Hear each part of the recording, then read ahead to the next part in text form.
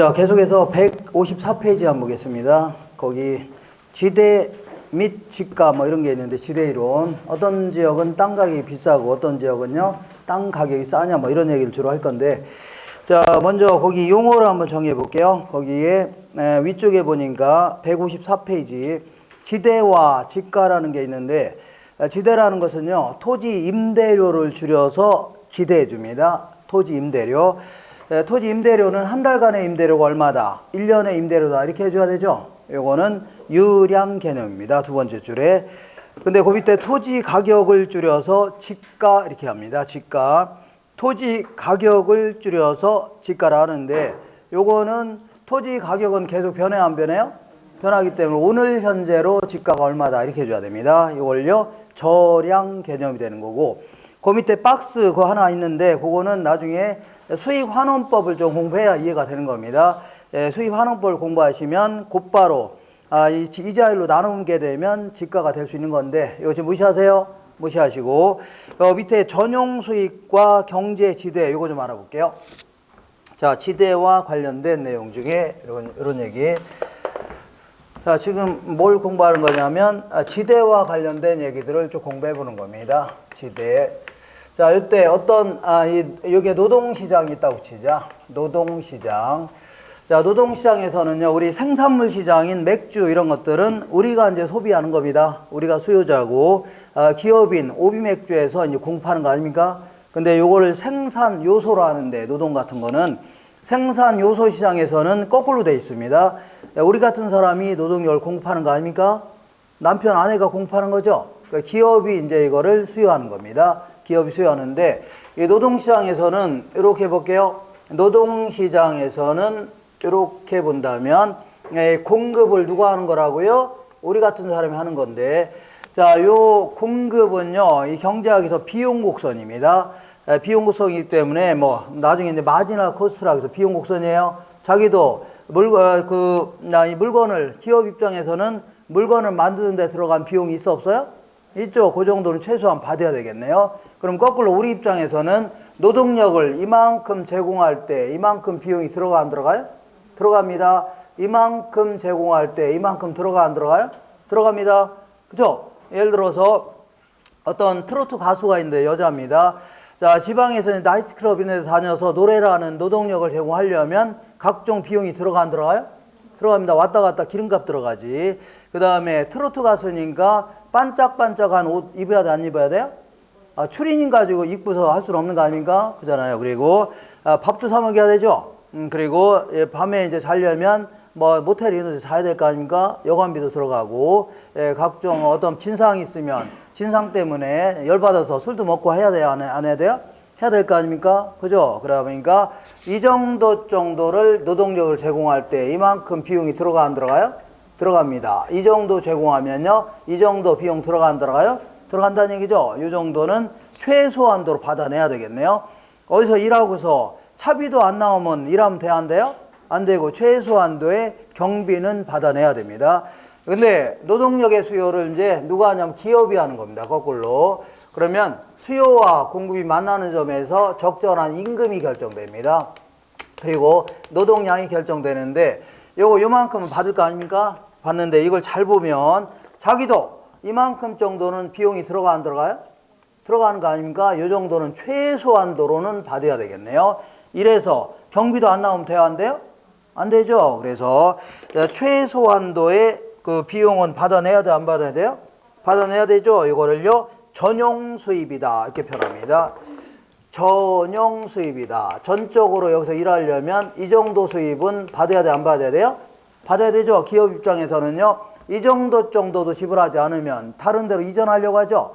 이 회사 일하려고 안 하려고요? 안 하려고 하기 때문에 최소한도로 이 정도는 지불해야 됩니다.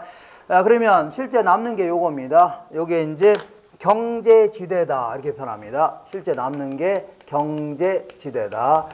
자, 그러니까 아까 그 여자 가수가 한 달에 이제 통장에 찍힌 게 이제 800만 원입니다. 800만 원 찍혔는데, 이 사람은요 현금은 안 씁니다. 카드로만 쓰는데 한 달 동안에 카드 쓴 거 보니까 한 500만 원 정도는 카드비로 나갔어, 안 나갔어요? 나갔죠. 여관비도 내고 왔다 갔다 차비 내고 이렇게 하니까 500만 원 나간 거 아닙니까? 얼마 남았어요? 300만 원 남은 거네요. 이게 실제 이제 남는 돈이 되는 겁니다. 이걸 잉여다 아니면 초과 이윤이라는 겁니다. 요거 가지고 이제 요게 이제 전용 수입이고 얘는요 초과 이윤 경제 지대줍니다. 경제학에서. 그래서 요거 가지고 해서 학비도 좀 줘야 되고 놀러도 다니고 해야 될 거 아닙니까? 그런 얘기입니다. 자, 그래서 이걸 왜 지대라는 토지 임대료라는 표현을 쓰냐면 이게 이제 토지 시장에서 나온 용어를 여기서 한번 적용해 본 겁니다. 그래서 이제 지대라는 용어 쓸 뿐입니다. 자, 그러면 이번에는 어떤 얘기를 하냐면 이런 얘기를 해볼게요. 이거 참고로 결론만 기하시면 돼요. 참고로 요거는요 일반 사무직입니다. 일반 사무직. 요거는요 여러분 같은 이제 전문직이라고 치자. 전문직이다. 자, 그러면 일반 사무직 같은 경우는요 공급 곡선 자체가 상당히 이렇게 완만한 형태로 그려집니다. 그리고요 전문직 같은 경우는 좀 급한 형태로 그려집니다. 왜 그런가 볼게요. 우리 사무직 같은 경우는 누구라도 할 수 있는 일이라고 치자. 좀만 배우면 누구라도 할 수 있는 일이라고 치자. 그러면 임금이 이만할 때 이만큼을 공급하려고 했는데 어떤 사무직이 임금이 올랐어 안 올랐어요? 오르니까 공급량이 크게 늘었네요. 왜냐하면 요거는 누구라도 할 수 있어 없어요? 하니까 할 수 있으니까 임금이 좋아지니까 서로만 하려고 하는 거 아닙니까? 그래서 노동량이 크게 늘어날 수 있다는 얘기입니다. 근데 요거는 자, 이 1980년대의 변호사라 시장이라고 치자. 변호사 그 당시만 하더라도 변호사가 많지는 않았습니다. 요즘에는 뭐 변호사야 뭐 넘치고 일거리 없는 사람이 한 40%는 됩니다. 놀고 있는 사람이 수두룩한데 예전에는요 변호사가 상당히 희귀했습니다. 많지는 않았어요. 그러다 보니까 보수가 얘들은 이제 보수라고 치자. 보수가 이만했을 때 이만큼을 공급하려고 했는데 보수가 이렇게 높아졌음에도 불구하고 공급량이 크게 늘었어 안 늘었어요? 거의 안 늘었죠. 왜냐하면 공급할 수 있는 양이 몇 명 돼야 한대요? 안 되니까 많이 안 늘어가는 거 아닙니까? 그럼 거꾸로 해볼게요. 자, 이 직업은요 일을 이렇게 많이 해주고도 임금이 조금 올라가도 하겠다는 얘기죠. 그런 얘기입니다. 거꾸로 얘는요 고소장 몇 개 써주고 큰 이득을 벌 수 있다는 얘기입니다. 되셨죠? 이렇게 일 좀 해주고 큰 이익을 벌 수 있다는 얘기 아닙니까? 그거 똑같은 얘기입니다. 다시 한번 그려볼게요. 다시 한번. 자, 일반 사무직 같은 경우는요 상당히 이제 완만한 형태로 이렇게 그려집니다. 그 다음에 전문직 같은 경우는요 상당히 급한 형태로 그려집니다. 왜 그래요? 공급량을 크게 늘릴 수 없기 때문에 공급할 수 있는 양이 거의 정해져 있다는 얘기죠. 그러다 보니까 수요 곡선이 이렇게 지나간다 치자. 똑같이. 자, 그러면 이 일반 사무직 같은 경우는 이만큼 임금을 받을 텐데 받아요 안 받아요? 받은 걸 잘 보면 자, 거의 대부분 답을 하고요 비용으로 다 들어가는 겁니다. 답을 하고요 뼈 빠지게 야간까지 일하고서 남는 게 얼마 돼야 한대요? 얼마 벌어가는 건 별로 없다 그런 얘기입니다. 이렇게 뼈 빠지게 야근도 하고 일요일도 가서 일해도 남는 게 별로 있어 없어요? 거의 왔다 갔다 비용을 다 빼면 남는 게 있어 없어요? 거의 없다는 얘기입니다. 근데 이 사람은요 이만큼 보수를 받을 텐데 자, 이 사람이 들어가는 경비는 얼마 돼야 한대요? 안 됩니다. 이게 경비 아닙니까? 비용. 자, 그러니까 고소장 몇 개 써주고 엄청난 이익을 챙길 수 있어 없어요?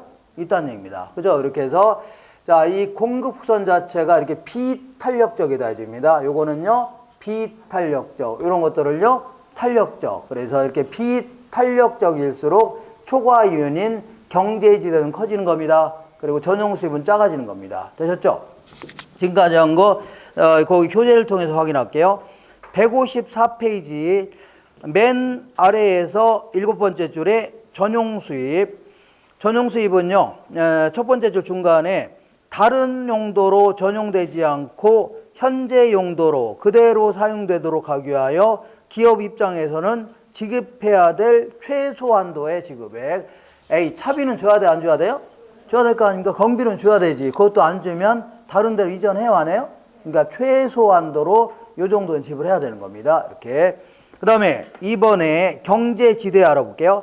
경제지대는 기업번의 첫 번째 줄 중간에 실제로 얻고 있는 총수입액에서 전용수입액과의 차액. 실제로 얻고 있는 총수입액에서 전용수입과의 차이가 이거죠. 이게 경제지대라는 겁니다. 이것도 기억하셔야 돼요. 니은번에 첫 번째 줄 맨 끝에 따라서 찾으셨나요? 공급 곡선이 비탄력적일수록 전용 수입은 감소하고 경제지대는 커진다는 얘기죠. 그렇게 하시면 돼요. 자, 비탄력적일수록 전용 수입은 작고 뭐는 커져요? 실제 가져가는 돈은 무지하게 많을 수 있다는 얘기입니다. 이렇게 해서 결론 위주로 정리하시고 이번에는 토지 시장을 알아보겠습니다. 자, 항상 공급선 아래의 면적이 비용입니다. 비용이고 이 토지 시장을 살펴볼게요. 자, 토지를 이제 누가 공급하냐면 지주가 공급하는 겁니다. 땅 주인, 땅 소유자를요, 지주. 근데 문제는 땅 같은 경우는 지역마다마다 딱 정해져 있어, 안 정했어요? 땅을 새로 만들 수가 있어, 없어요? 없잖아요. 그래서 고정되어 있는 겁니다. 그러다 보니까 임대료가 이만해도 공급량은 이거고 올라가더라도 늘릴 수 있어, 없어요? 없는 겁니다. 그러니까 수직의 형태를 취하게 됩니다. 어떤 식이라고요? 수직. 임대료가 올라가도 공급하는 양은 정해져 있는 거 아닙니까? 그러다 보니까 농지를 소비하려는 이제 농부가 있다고 치자. 그러면 토지에서 발생하는 소득은요, 얘는 공급폭선 아래의 면적이 비용이라고 했죠? 근데 토지는 비용이 아래의 면적이 있어, 없어요? 없는 거 아닙니까? 그도 그런 것이 토지를 만드는데 비용이 들어가, 안 들어가요?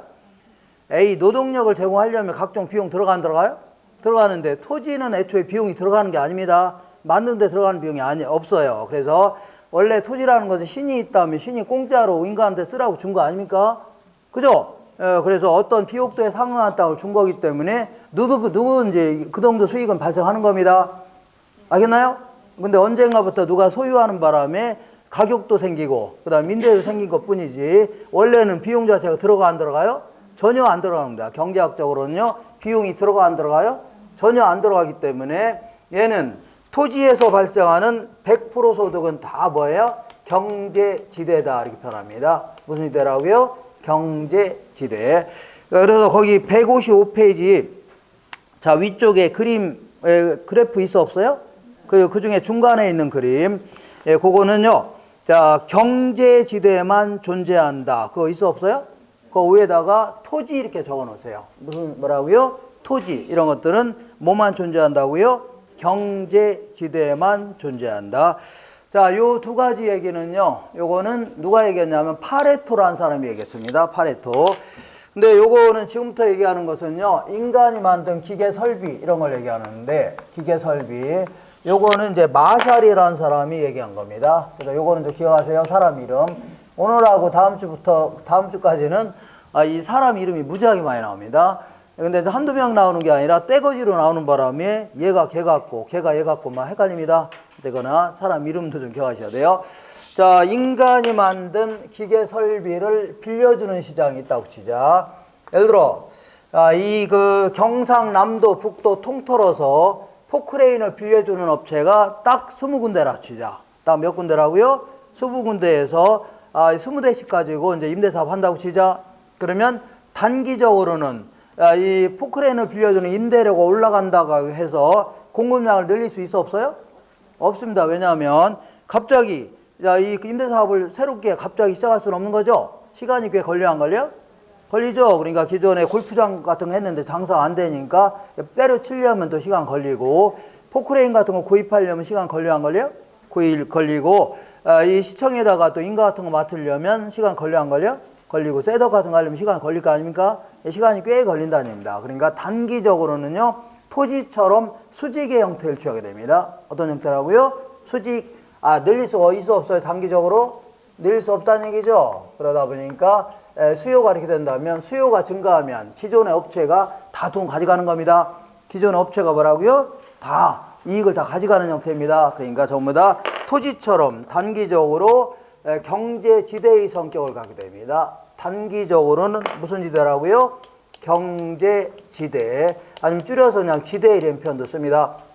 근데 장기적으로 볼게요. 장기적으로 자, 임대료가 이만했을 때, 포크레인의 임대료가 이만했을 때 이만큼을 공급하려고 했는데, 장기입니다. 장기적으로 임대료가 좋아지니까 어떤 사람이 골프장 하다가 장사도 안 되니까, 이 그물방 골프장 있죠? 하다가 안 되니까 때려치고 요거나 해야 되겠다는 사람이 생겨, 안 생겨? 포크레인도 내가 요 사업 좀 해보겠다는 사람이 생겨, 안 생겨요? 임대료가 좋아지니까 생길 거 아닙니까? 그죠? 근데 시간이 걸려, 안 걸려요? 꽤 걸립니다. 어쨌거나 임대료가 좋아지면 공급량을 늘릴 수가 있다는 얘기입니다. 나도 한번 해보겠다는 얘기죠? 그럼 이제 공급량이 이렇게 늘어, 안 늘어? 늘어날 수 있다는 얘기죠. 그러니까 장기적으로는요, 이런 형태로 그려집니다. 이렇게. 요거는요, 장기입니다. 장기. 그러면 이 부분 잡을게요. 어떤 부분이냐면 요 부분. 요 부분이 단기적으로는 뭐였어요? 경제지대였죠. A, 경제지대였죠. 근데 장기적으로는 다 비용으로 바뀌는 겁니다. 그러니까 장기적으로는 다른 업체가 끼어 안 끼어? 끼어드니까 뭐 광고비도 나가고 인건비도 나가고 하다 보니까 경비 다 나간다는 얘기죠. 실제 남는 거 얼마 돼야 안 돼요? 안 된다는 얘기입니다. 그런 논리를 이렇게 어렵게 설명합니다. 요거를요, 준이라는 표현을 쓰는데, 항상 준이라는 것은 이것도 아니고 저것도 아니고 어중간한 거를 뭐라고요? 준해집니다. 그래서 이 부분을요, 준 경제지대. 단기적으로는 경제지대인데 장기적으로는 다 뭘로 바뀌어 나가요? 전용 수입, 비용으로 바뀌어 나가는 겁니다. 이걸 뭐라 한다고요? 준 경제지대. 이걸 줄여서 지대하면 그냥 경제지대를 얘기합니다. 준지대 이렇게 표현합니다. 무슨 지대라고요? 준지대. 자, 그래서 자, 한번 읽어볼게요. 어디냐면 자, 요거는 155페이지 딱 중간 정도에 준지대 있어 없어요? 있는데 기억본 볼게요. 자, 기억본에 인간이 만든 기계라든가 각종 설비에서 생기는 소득으로 그 줄 맨 끝에 단기적으로는 공급이 고정되어 있는 생산 요소에 기속되는 보수 있죠. 그러니까 기계 설비 이런 것들은 단기적으로 고정돼 있어 안 됐어요? 토지처럼 고정돼 있죠. 거기서 발생하는 소득을 얘기하는데 니은본 볼게요. 준지대는 단기에는 자본 설비에서 발생하는 초과 이윤으로 단기적으로는 경제지대를 초과 이윤이라고 했죠. 초과 이윤으로 장기적으로는 다 없어져 안 없어져요? 없어지는 겁니다. 장기적으로는 다 소멸해서 뭘 바뀌어요? 비용으로 바뀐다는 얘기죠. 요거를요, 준지대, 어중간한 지대를 뭐라고요? 준지대. 자, 거기 밑에 예제 보겠습니다. 기출문제. 자, 전용 수입은요, 어떤 생산 요소가 다른 용도로 전용되지 않고 현재 용도로 그대로 사용되도록 지급해야 될 최소 한도의 지급액. 요걸 뭐예요? 전용 수입. 자, 준지대는요, 토지 사용에 있어서 지대 성질에 준하는 잉여로, 요거를 잉여, 요건요, 경제지대, 초과 이윤 이렇게 표현합니다. 잉여로 단기적인 성격을 갖고 있다는 얘기죠. 그러니까 단기적으로만 경제지대, 단기적으로만 잉여라는 얘기입니다. 잉여. 그렇지만 3번 볼게요. 그렇지만 아니라 3번 볼게요. 마샬은 일시적으로 토지의 성격을 갖는 기계, 기구 등의 생산 요소에 대한 대가를 뭐라고 정의했다고요? 준지대라는 표현을 했습니다. 말이 좀 어려우니까 그냥 이렇게 이 정도 좀 하시면 돼요. 요거는 원래 경제학에서는 좀 더 복잡하게 설명하는데 우리는요, 이 정도 하시면 돼요. 되셨죠? 자, 지금까지 이제 지대에 관련된 거를 일반적인 내용을 공부했고, 지금부터 자, 어떤 땅은 지대가 비싸고 어떤 땅은 지대가 싸냐, 이거 알아보겠습니다. 한 장 넘겨볼게요. 자, 지대 결정 이론이라고 해서 여기서는요, 어떤 땅은 임대료가 비싸고 어떤 땅은요, 싸냐, 그런 얘기입니다. 그 밑에 박스가 하나 있는데 요거는 지금 하지 마세요. 하지 마시고 이제 요약집 가지고 할 겁니다.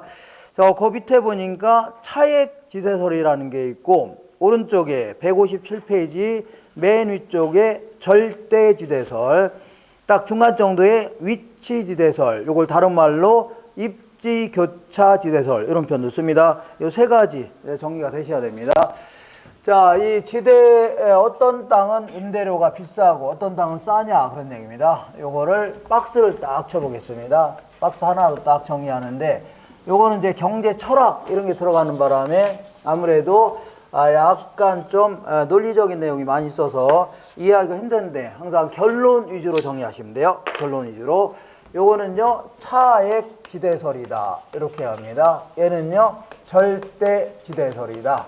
요거는요, 입지 교차 지대설이다. 요거는요, 위치에 따라 차이 난다 해서 위치 지대설, 이런 표현을 씁니다. 자, 지금부터 아까도 사람 이름 몇 명 나왔는데 앞으로 이제 사람 이름이 다음 주까지 무지막지하게 많아질 겁니다. 그래서 사람 이름을 또 기억할 경우는요, 오히려 간단히 문제를 해결할 수도 있습니다. 이름만 알아도 해결되는 경우가 많이 있어요. 그래서 요거는요, 자, 이 고전학파 경제학자인 리카도라는 사람이 얘기한 이론입니다. 리카도. 그다음 요거는요, 사회주의 경제학자인 마르크스라는 사람이 얘기한 이론입니다. 마르크스. 자, 요거는요, 튀넨이라는 사람이 얘기한 이론입니다. 이렇게. 사람 이름도 좀 기억하셔야 돼요. 항상 읽을 때, 리카도의 차액지대설, 얘는요, 마르크스의 절대지대설, 요거는요, 튀넨의 입지교차지대설. 난 요거 잘 모르겠다. 그러면 이런 식으로 해도 암기하세요. 철이가 아니라 뭐라고요? 차리. 전호마를 줄여서 절마. 입이 톡 튀어나왔네. 입이 어떻게 나왔다고요? 톡 튀어나왔네. 이렇게. 차리, 절마, 입이 톡 튀어나왔네. 차액지대설은 누가 얘기한 거라고요? 리카도라는 사람이 얘기한 거고, 절대지대설은요, 마르크스라는 사람이 얘기한 거고, 입지교차지대설은요, 튀넨이라는 사람이 얘기한 겁니다. 어떤 사람은요, 철이 절마 이렇게 자꾸 암기하려고 하는데, 철이가 누구예요? 그러는데 나예요. 내가 입이 튀어나왔습니까? 옆에서 보면 쏙 들어가 있잖아요. 그러니까 어떤 사람 자꾸 철이 그래 입이 튀어나왔다고 치자. 전우마가 뭡니까? 대놓고 그죠? 전우마 하면 돼요? 안 돼요? 안 되죠. 그러니까 어쨌거나 차리. 외국 사람 누구라고요? 차리. 전우마, 절마. 뭐가 튀어나왔다고요? 입이 톡 튀어나왔네. 기억하시면 돼요. 차리, 절마. 알 수 있죠? 이렇게. 자, 이렇게 해서 이렇게 암기하시고, 이렇게. 먼저, 요거는 항상 결론 위주로 정의하시면 기본적인 문제는 맞춥니다. 이렇게 결론 위주로 딱 해볼게요. 자, 요거는요, 요거는 전부 다, 자, 이 1800년대에 나온 이론입니다. 네, 그 당시에는 이제 농경사회 아닙니까? 농사 짓는 게 거의 대부분의 그 생업이었습니다. 그 당시에 뭐 컴퓨터 업종이 있어요? 중개사가 어디 있습니까? 그때는 다 뭐라고요? 농사 짓는 게 일이었다는 얘기죠. 그리고 이 땅 주인을 지주라 하는데 지주는 농사 안 짓습니다. 안 지어요. 그러면 누구한테 빌려줘요? 이 농부들한테 이제 소작의 형태라든가 임대 형태로 빌려주는 겁니다. 그러면 이 농부들이 그냥 빌려요? 대가를 줘야 돼요? 대가 줘야 되는 게 임대료 아닙니까? 토지 임대료 지대입니다. 이런 식으로 하는 겁니다. 이때 이제 이 차액지대설은요, 이 토지마다 수확 체감의 법칙이 작용된다. 수확 체감의 법칙이 작용된다. 무슨 얘기냐면 어떤 한정된 농지가 있는데, 자, 이 농지에다가 노동자본을 투입하게 되면, 노동을 계속 투입한다면 생산량이 계속 늘어날 수만 있다면 이 농지 하나만 있으면 돼요? 안 돼요? 계속 늘 수 있다면 여기다 계속 농사 지으면 될 거 아닙니까?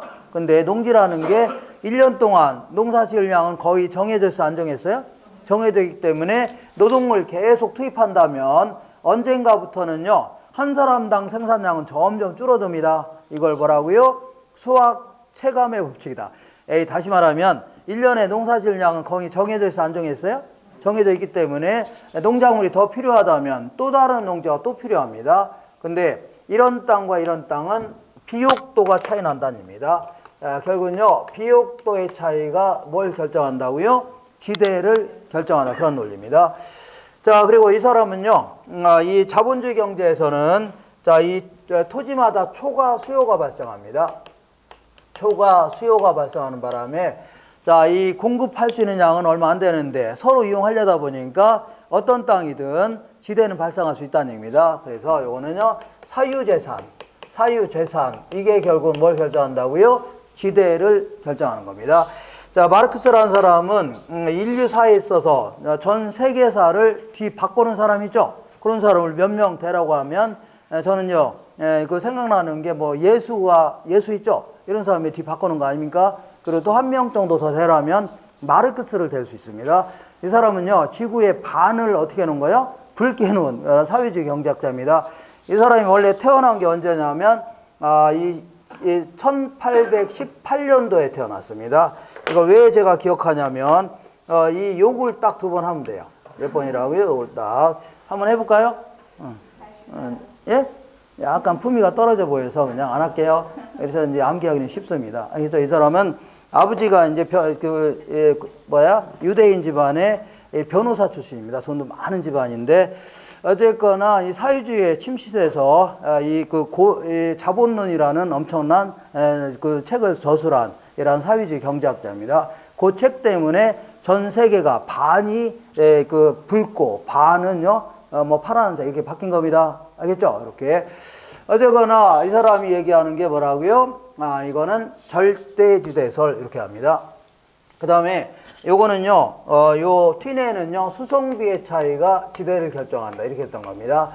자, 하나하나 간당간단히 알아보겠습니다. 간당간단히. 자, 먼저, 차익 지대설은요, 요거는 이제 지주입니다. 지주가 누구라고요? 땅 주인, 토지 소유자를 얘기하는데, 땅 주인은요, 땅을 한 세 가지 형태의 땅을 갖고 있다고 치자. 이렇게.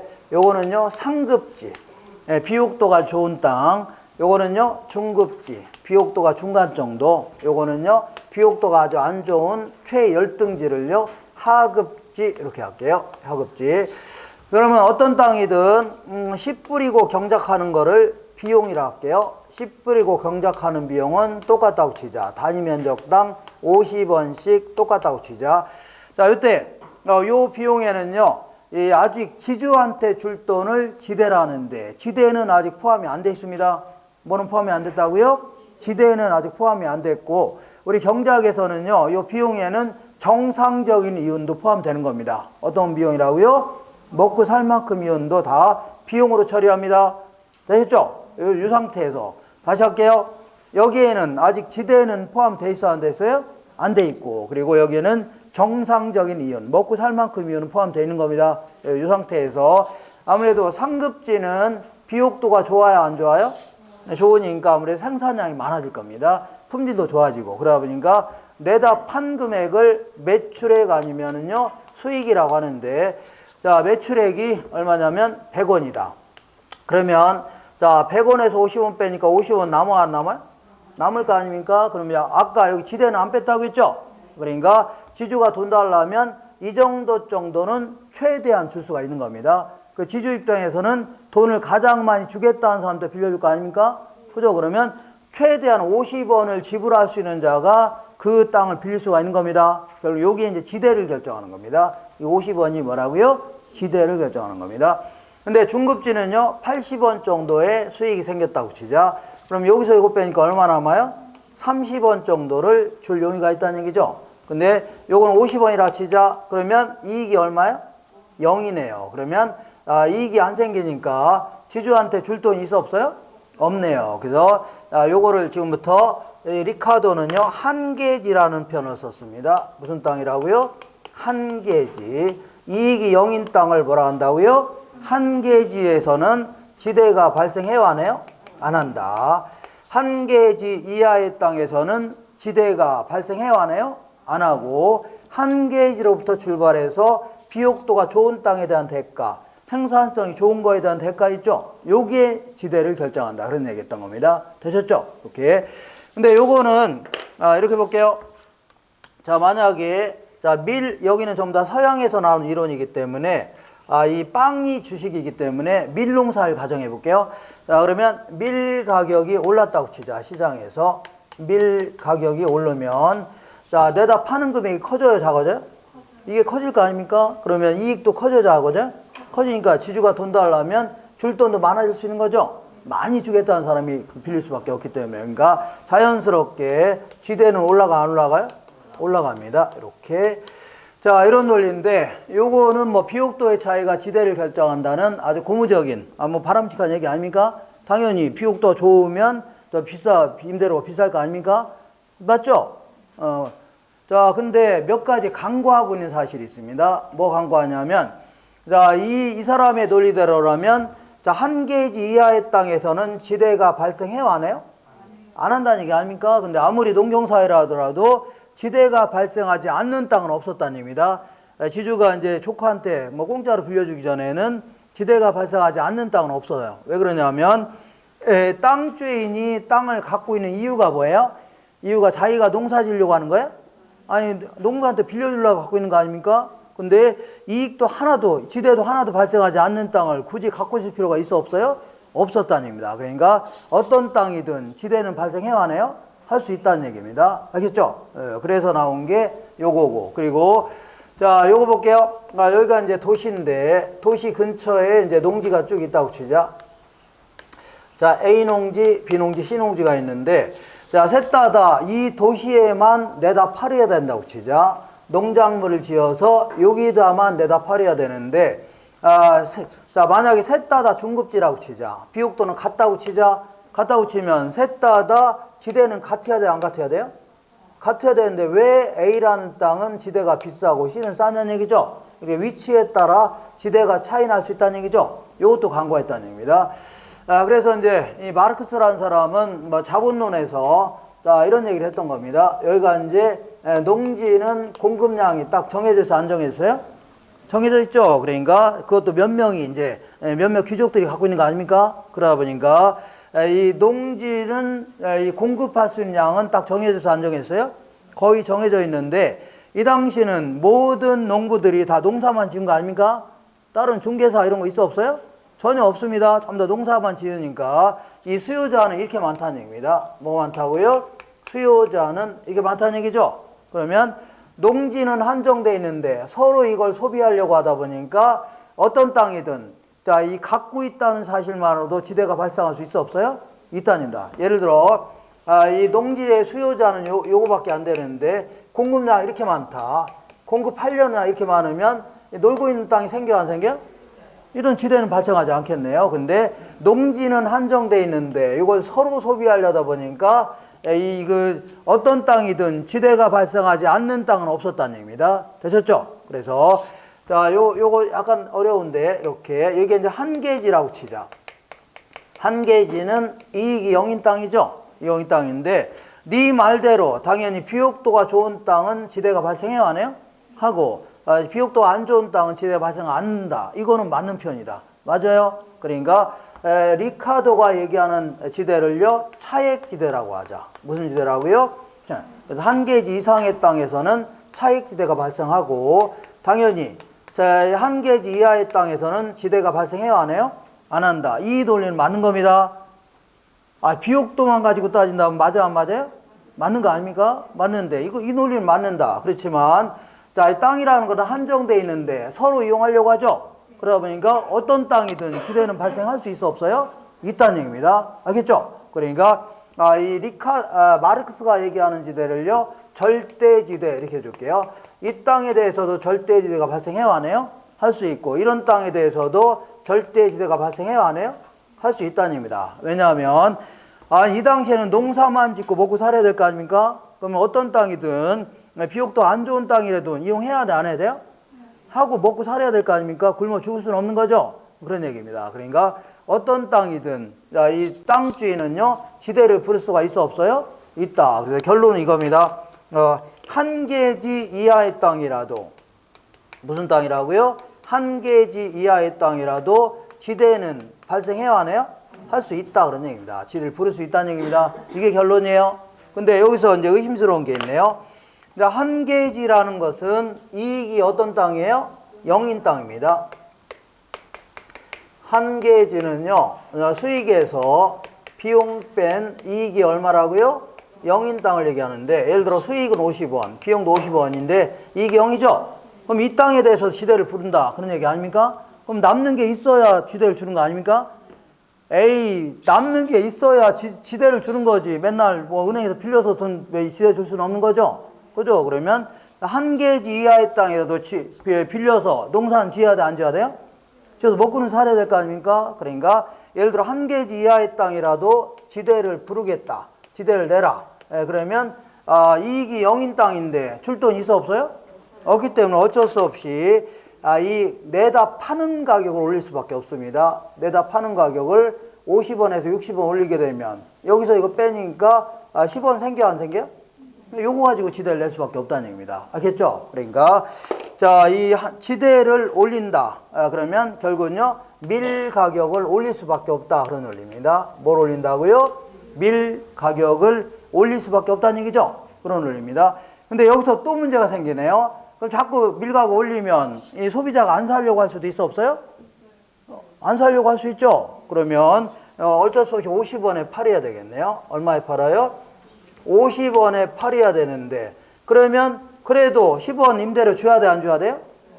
줄 수밖에 없는 거죠. 그러면 어쩔 수 없이 자 여기는 아까 뭐라고요? 정상적인 이윤도 포함된다고 했죠. 그러면 정상적인 이윤도 포기할 수밖에 없다는 얘기입니다. 어떤 경우는 알겠죠? 예, 그러니까 자, 이 정상적인 이윤도 포기한다. 이걸요 노동력의 착취라는 표현을 썼습니다. 요거는 나올 가능성은 없는데 노동력의 뭐라고요? 착취다. 그러니까 어떤 경우는요 농부들은 뼈 빠지게 농사지어서 목에 풀칠만 하고 근근히 살기만 하고 다 누구한테 이익을 가져가요? 지주한테 다 줄 수밖에 없다. 그런 논리가 될 수 있는 겁니다. 어떤 경우는 이해가 되겠나요? 그런 논리인데 요거는 이제 물어볼 가능성은 거의 없고 요거는 한 개지 이하의 땅이라도 지대는 발생해와네요? 할 수 있다. 요것만 잘 아시면 돼요. 자, 그래 좋다. 그래. 근데 또 문제가 생기는 게 자, 요거를 뭐라고 하냐면 고립국 모형 이렇게 합니다. 고립국 모형. 자, 이 고립국 모형은요, 이 어떤 나라가 섬처럼 딱 고립되어 있습니다. 그래서 딱 어떤 섬나라가 있는데, 딱 중앙에 도시가 딱 있고, 외곽은 다 농지입니다. 딱 돼 있는데, 여기는 다 바다예요. 나머지는 다 누구라고요? 바다. 그래서 여기 있는 농지들은 전부 다 요 도시에만 내다 팔아야 됩니다. 마치 섬처럼 고립되어 있다 해서 뭐라고요? 고립국 모형. 만약에 요 C라는 농지는 근처에 또 다른 도시가 또 있다. 그러면 여기다 내다 파는 게 수송비가 절감되겠죠? 근데 이런 도시는 있어 없어요? 없다는 얘기입니다. 마치 섬처럼 고립되어 있는 나라인데 가정해보는 겁니다. 요 논리를 통해서 두 가지 이론을 발표했습니다. 입지교차지대설이다. 자, 입지교차지대설은요, 결론은 수송비의 차이가 뭘 결정한다고요? 지대를 결정한다. 그런 얘기고, 그 다음에 이 농업 입지론까지도 발표했습니다. 농업, 요걸 통해서 농업 입지론. 자, 그래서 여기는 어떤 농업 입지하고 여기는 어떤 농업 입지하냐. 요것도 발표했는데, 요거는 다음 주에 할 겁니다. 다음 주에 입찰지대.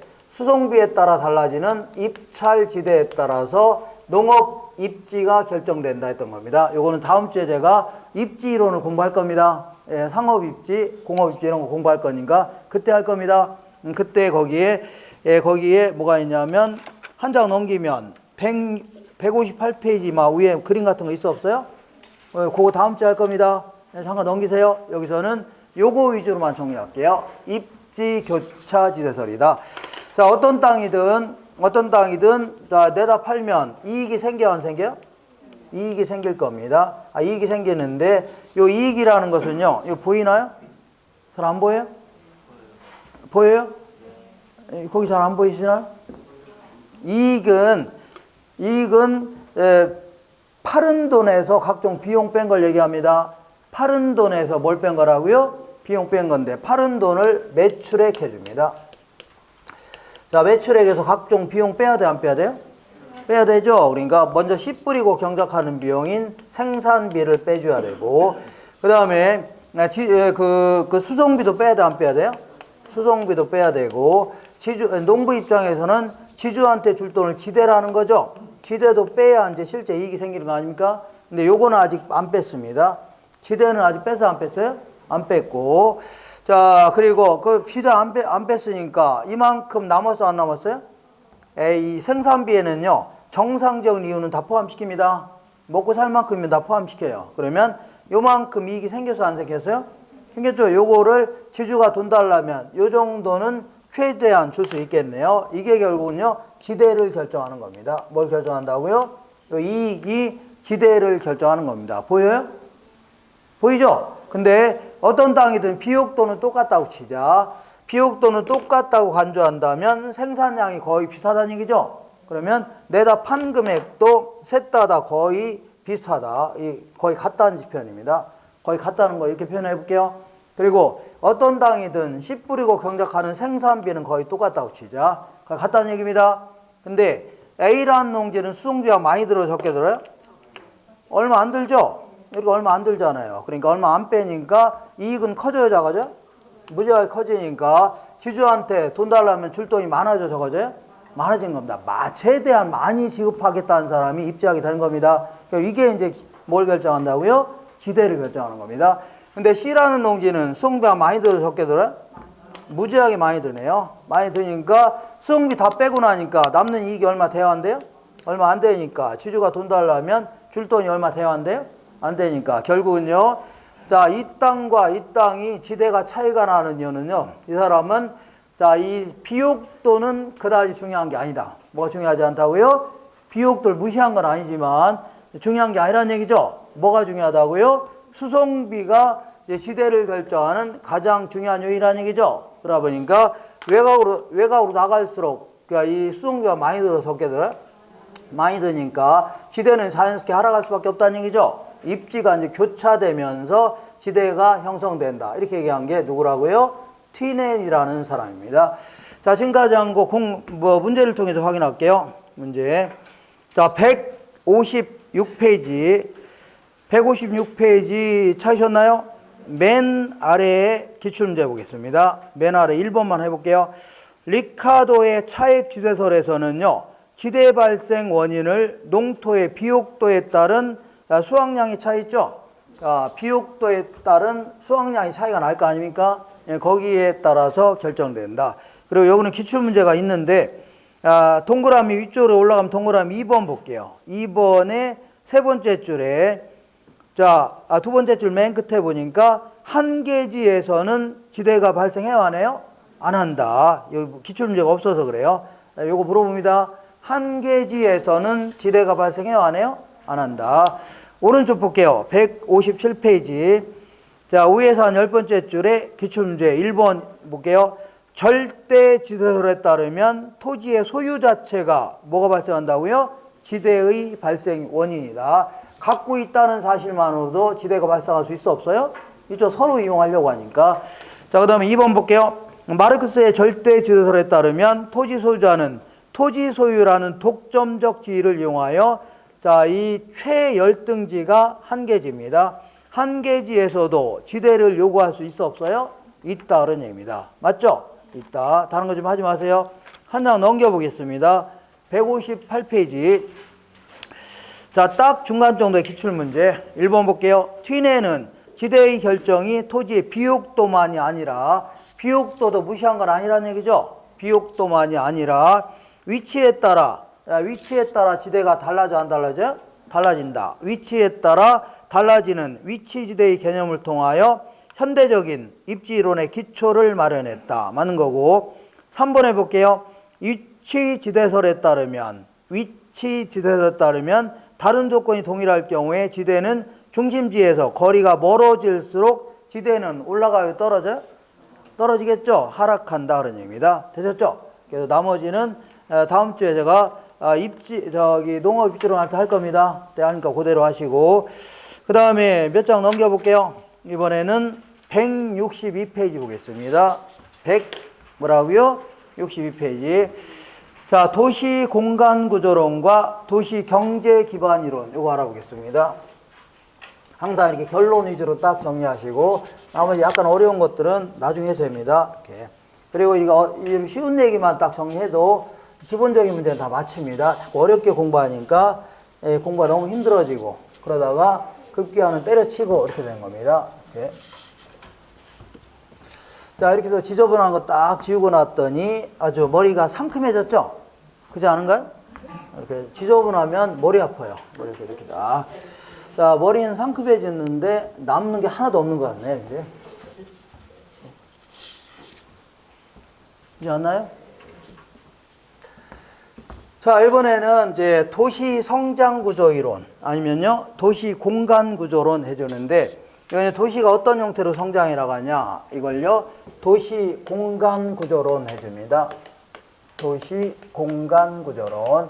이렇게 해서, 자, 몇몇 사람이 얘기한 이론들이 있는데, 이제 쭉 한 5개 정도, 6개 정도 있는데, 자, 먼저 도시는 어떤 식으로 성장해 나가냐 그런 얘기입니다. 도시는 하나의 핵을 중심으로 성장한다. 이렇게 얘기한 사람이 있고, 아니다. 도시는 여러 개의 핵, 자, 다수의 핵을 중심으로 성장해 나간다. 이렇게 얘기한 사람이 있고, 이 요즘 계획 도시를 설명하는 유상도시 이론, 이런 게 있습니다. 그래서 어떤 이론이 도시에 적합하냐, 이렇게 일률적으로 말할 수 없는 게, 얘는 1920년도에 나온 이론들이기 때문에 아무래도 그 당시에는 그런 논리가 맞았고, 요즘에 계획도시죠? 만든 도시 이런 것들은 이런 게 맞다는 얘기죠? 그러니까 어떤 게 더 우수한 논문이고 이렇게 일주 말할 수 없는 겁니다. 어쨌거나 단핵이론은요, 크게 이제 두 가지 형태로 구분할 수 있는데, 동심원 이론이다. 그 다음에요, 얘는요, 선형 이론이다. 이렇게 나눌 수 있고, 다핵은요, 다핵심 이론 이렇게 표현합니다. 다핵심 이론이다. 자, 그래서 지금부터 이제 사람 이름도 때로는 기억하셔야 돼요. 때로는 사람 이름만 기억해도 맞출 수 있는 경우가 많이 있습니다. 그래서 이 동심원 이론은요, 버제스라는 사람이 얘기한 이론입니다. 버제스. 그다음에 선형 이론은요, 호이트라는 사람이 얘기한 이론입니다. 호이트. 요거는요, 해리스라는 사람하고 율만이라는 학자가 얘기한 이론입니다. 율만 혹은 뭐 번역상 울만에 상관없습니다. 그리고 요거는요, 벨이라는 사람이 얘기한 이론입니다. 사람 무지하게 많이 나오네요. 헷갈리게. 벨이 전부 다 외국 사람입니다. 외국. 그리고요, 요 세 가지 이론을 다 합쳐서 자, 이 통합한 이론이 하나가 있는데, 이 사람은요, 잠만 처질러 자다가 어디서요? 침대에서 잠만 처질러 자다가 나와서 그냥 세 사람 이론을 합쳐놓은 건데, 이 사람 이름하여 시몬스입니다. 잠만 어떻게 하다고요? 처질러 자다가 침대에서 나와갖고 다 합쳐놓은 겁니다. 이걸요, 다차원 이론 해줍니다. 다차원 이론이다. 이렇게 해서 주로 이제 시험에서는 요거 세 가지를 위주로 해서 주로 나오는 거고, 이건 가볍게 하시면 돼요. 가볍게. 자, 사람 이름을 좀 기억하셔야 되는데, 사람 이름. 자, 사람 이름은요, 항상 읽을 때 버제스의 동심원 이론, 호이트의 선형 이론 이렇게 읽고, 요것도 머리 아프다 그럴 경우는 이 어떤 농구 선수가 있는데, NBA 농구 선수가 있는데, 이 서부를 선호한 게 아니라 동버를 선호했답니다. 어디 선호했다고요? 동버를 선호해서, 여기가 좋다는 얘기죠? 선호해서 거기 가서 최선을 다했슈. 최선을 어떻게 했다고요? 다했슈. 이렇게. 근데도 최선을 다했는데도 불구하고 성적이 안 나와서 유배당했슈. 이렇게.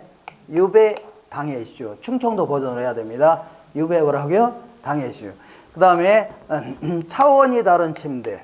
차원이 다른 침대의 에이스 시몬스. 차원이 다른 침대 뭐라고요? 시몬스 해주면 돼요. 시몬스. 이렇게 해서 암기 좀 하세요.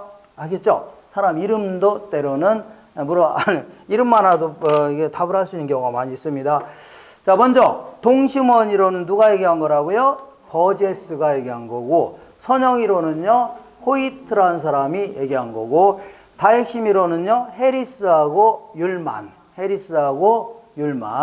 그다음에 유상도시 이론은요, 벨이라는 사람이 얘기한 이론이고, 그다음에 차원이 다른 침대, 다차원 이론은 누가 얘기했다고요? 시몬스라는 사람이 얘기한 겁니다. 알겠죠? 시몬스. 그래서 요거를 충청도 버전으로 해야 됩니다. 무슨 버전이라고요? 충청도. 제가 이제 대전에서 이제 고등학교에 나왔는데 충청도 버전. 자, 동버를 선호해서 최선을 다했슈. 이렇게. 좀 이상하네요. 다했슈. 이렇게 해줘야 돼요. 알겠죠? 그래서 경상도 버전으로 하면 돼요? 안 돼요? 안 됩니다. 동버를 선호해서 최선을 다했어요. 이렇게 하면 돼요? 안 돼요? 안 됩니다. 다했슈 해줘야 됩니다. 알겠죠? 경상도 버전으로 하면 돼요? 안 돼요? 안 됩니다. 전라도 버전으로 하면 돼요? 안 돼요? 안 됩니다. 동버를 선호해서 아따 최선을 다해 불었단께 이렇게 하면 돼요? 안 돼요? 안 됩니다. 이거 안 웃기나요? 원래? 별로 안 웃기네. 그럼 저는 이제 8개 도의 사투리를 다 합니다. 여기 어디냐면 강원도 버전으로 할게요. 하지 마요. 그만해. 동버를 선호해서 다 했더래요. 다 했더래요. 모르시나요? 다른 거 할까요? 그만할게. 이제 자꾸. 자, 이렇게 해서 항상 무슨 버전으로 해야 돼요? 충청도 버전으로 동버를 선호해서 최선을 다했슈. 네. 그 다음에 그래도 유배당했슈. 이렇게. 그 다음에 차원이 다른 침대 뭐예요? 시몬스 이렇게 해서 사람 이름만 기억해도 때로는요 맞출 수도 있습니다. 이렇게 자 이렇게 해서 요거를 이제 하나하나 좀 알아볼 건데 요거 좀 시간이 걸리는 바람에 잠깐 쉬었다 하겠습니다. 이렇게.